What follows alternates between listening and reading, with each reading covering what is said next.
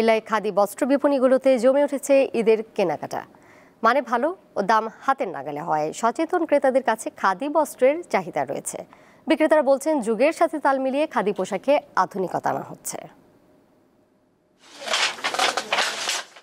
আরামদায়ক হওয়ায় ক্রেতাদের মধ্যে দিন দিন খাদির চাহিদা বাড়ছে।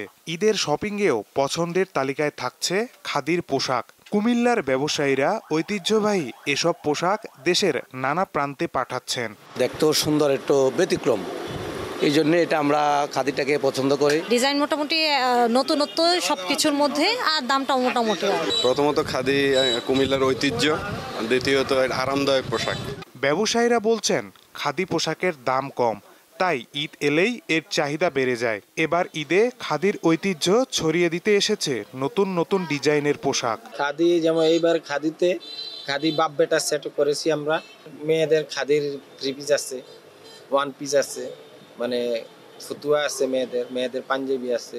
আমাদের খাদির কাপড়ে আমরা এই পর্যন্ত খুব একটা ঘাটতি দেখি না।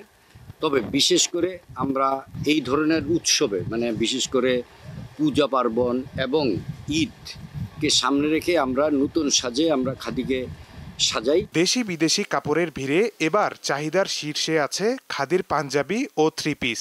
ব্যবসায়ীরা বলছেন, ঈদের বেচাকিনা বাড়ছে ধীরে ধীরে।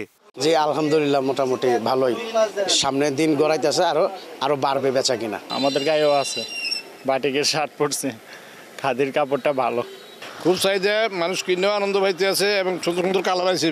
শত বছরের ঐতিহ্য ধরে রেখে কুমিল্লা শহরে 2 শতাধিক খাদির দোকান রয়েছে।